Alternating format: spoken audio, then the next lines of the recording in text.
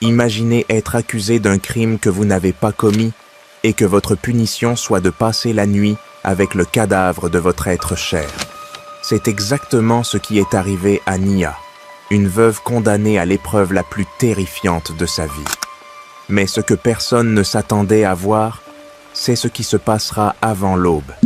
Dans un village où la tradition était plus forte que la vérité, la mort d'un homme exige toujours une réponse. Et lorsque Obazi, un chasseur respecté, fut retrouvé sans vie dans sa hutte, tous les regards se tournèrent vers sa femme. Parce que quand un mari meurt dans des circonstances étranges, il y a toujours des murmures disant que c'est la femme. Nia jura de son innocence, mais dans un village où la justice se dicte par la peur et la superstition, ces mots n'avaient aucune valeur. Le conseil des anciens la regardait avec méfiance. « Si tu n'as rien à cacher, alors dors près de son corps cette nuit. » C'était une punition impensable, mais Nia n'avait pas d'autre choix. Lorsque le soleil se coucha, elle fut poussée dans la hutte et la porte fut fermée à clé de l'extérieur.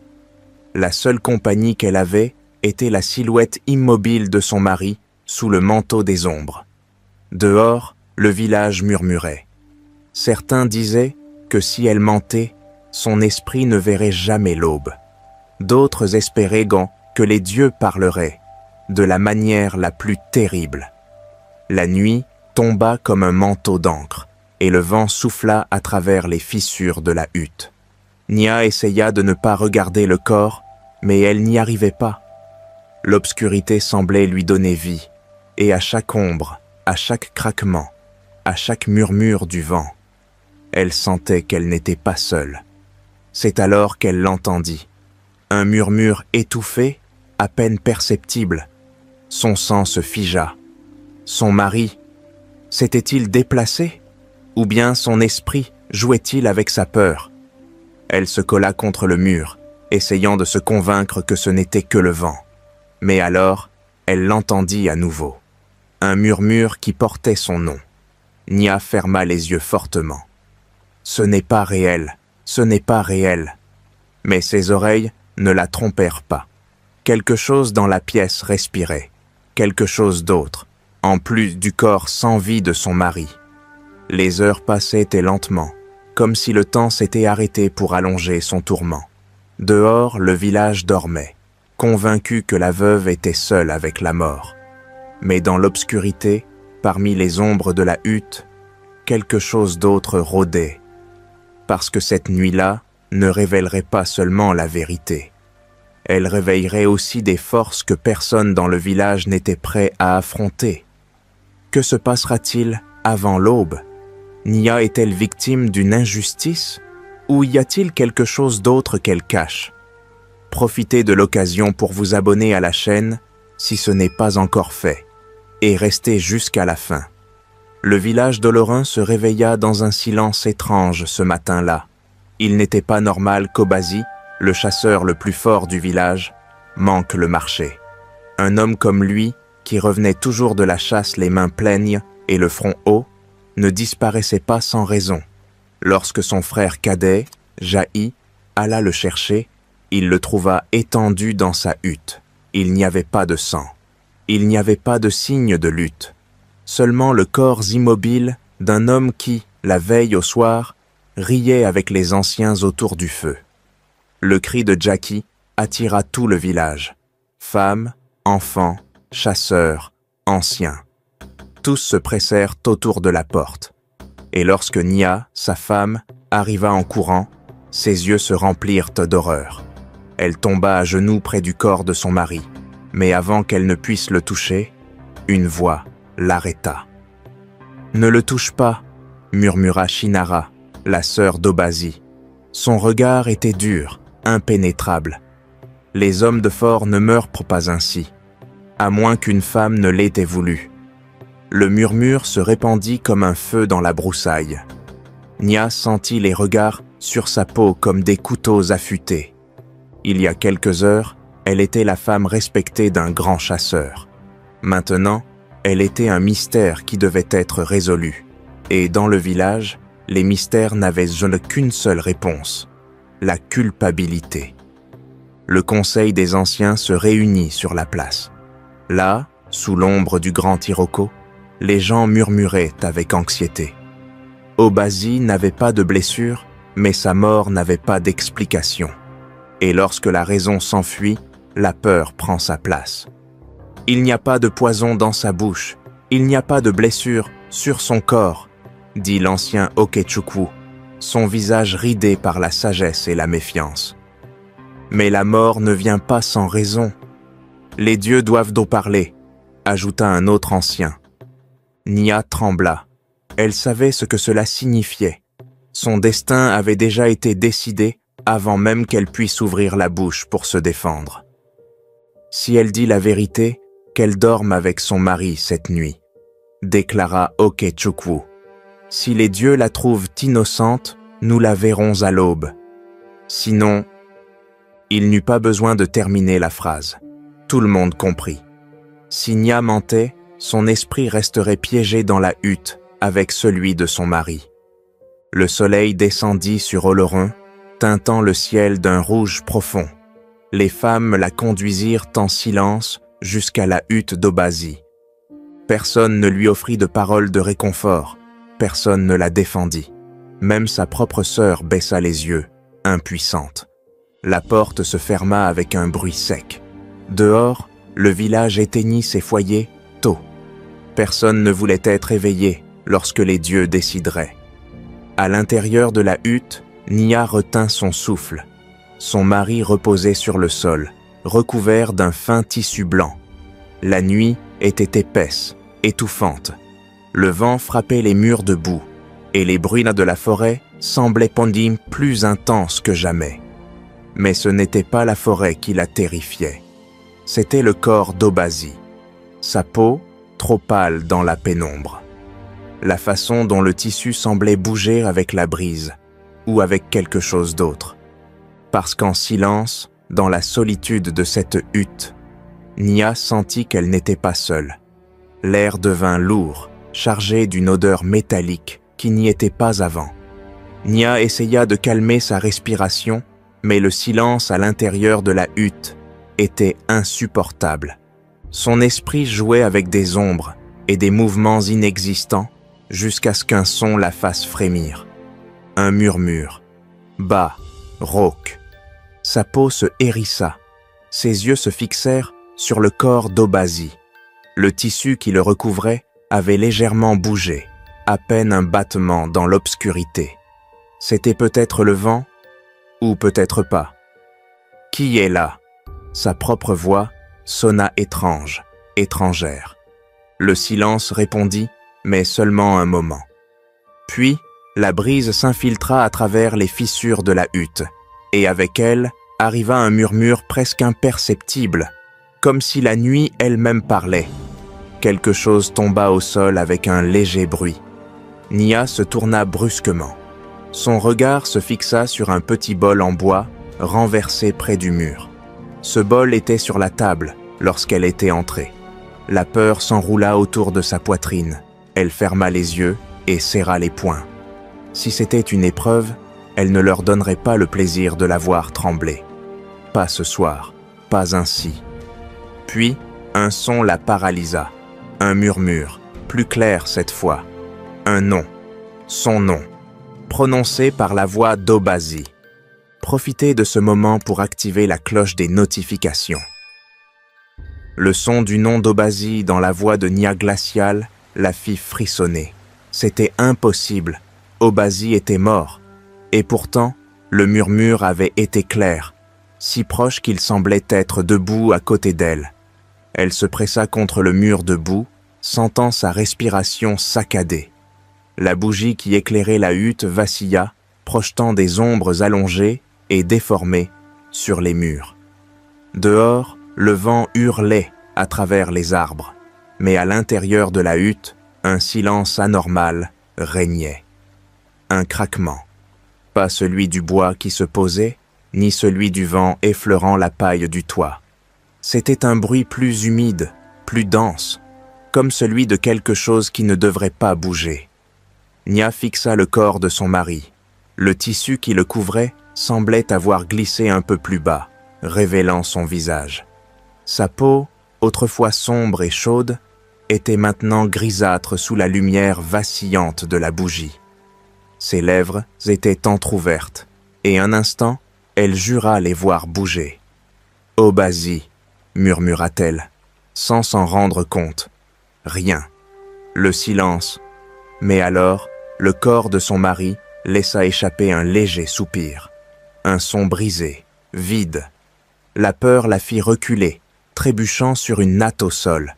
Son deux heurta le mur, et sa respiration devint erratique.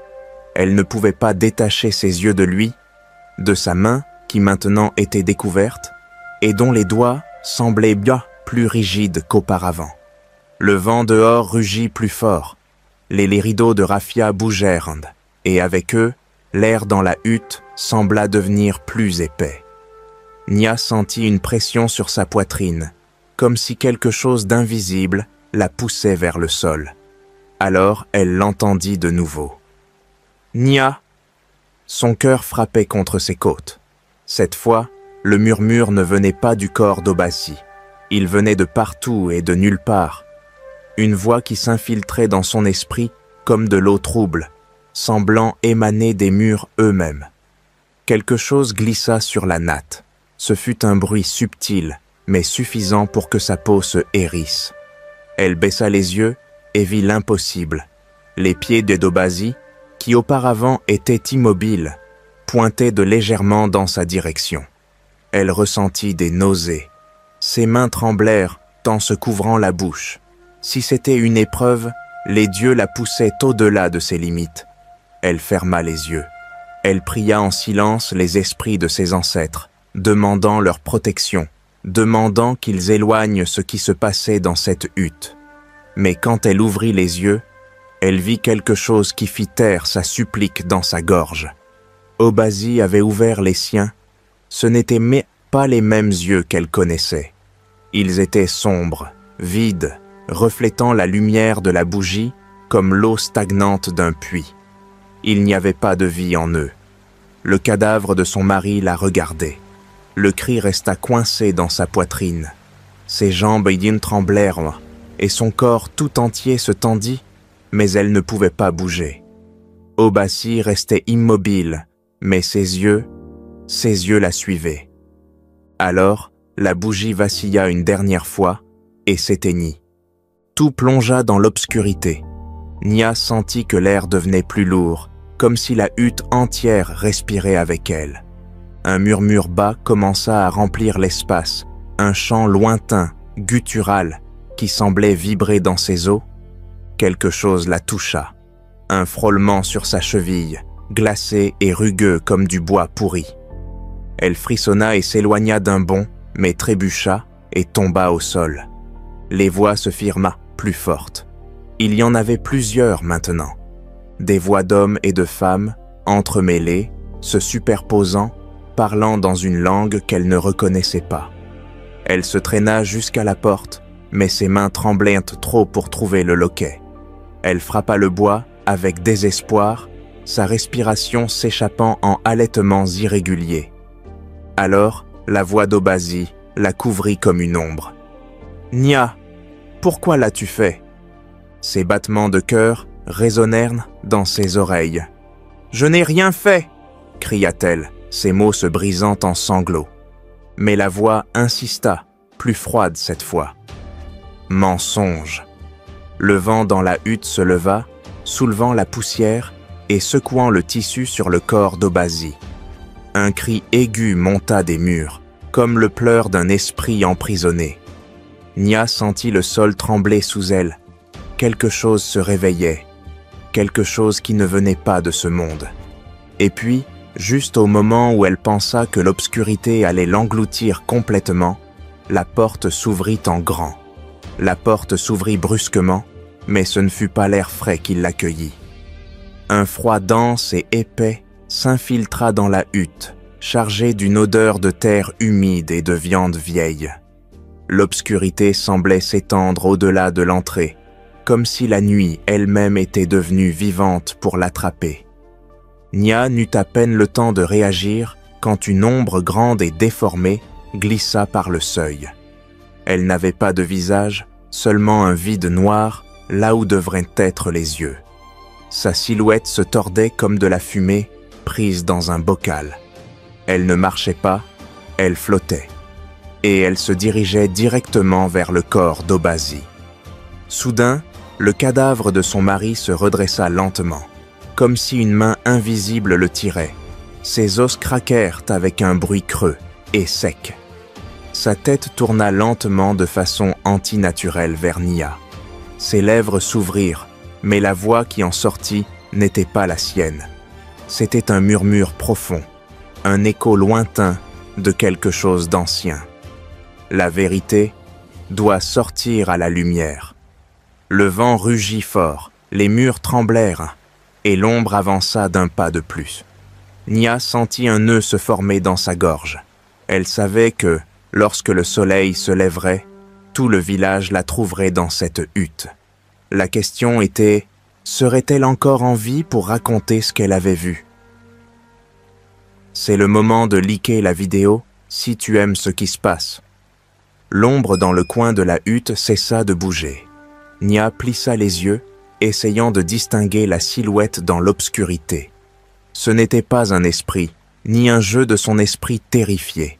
C'était quelqu'un de chair et d'os. « Shinara » murmura-t-elle, sentant le sang se glacer dans ses veines. La femme ne réagit pas au début. Son attention était fixée sur le cadavre d'Obasi. Avec des mains tremblantes, elle sortit un petit bol en argile et versa une poudre sombre dans la bouche de son frère mort. Nia sentit des nausées en la voyant. Un liquide épais commença à couler des coins des lèvres d'Obasi, une odeur amère imprégnant l'air. Quelque chose en elle criait que cela n'était pas un rite funéraire, c'était autre chose. Shinara murmura des mots à voix basse, un chant sinistre. Ses yeux, normalement durs et froids, brillaient d'une peur mêlée de désespoir. Puis, la tête d'Obasi bougea. Pas un spasme, pas un réflexe. Elle bougea. Nia recula, serrant les poings. La mort n'agissait pas de cette manière. Quelque chose de tordu se passait.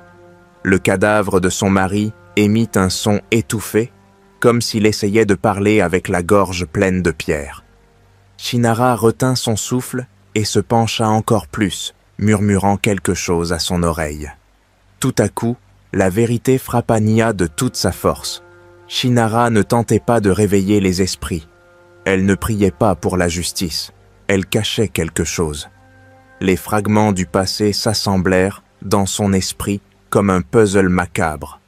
La façon dont Shinara avait insisté pour dire que Nia était coupable, comment elle s'était approchée des anciens avec sa voix tremblante mais assurée. Comment, dès le début, elle avait agi plus indignée que peinée. « Toi !» Nia sentit un tremblement dans ses jambes. « Toi, tu l'as tué !» Shinara se tourna brusquement. Ses yeux s'assombrirent comme des puits sans fond. « Qu'est-ce que tu as dit ?»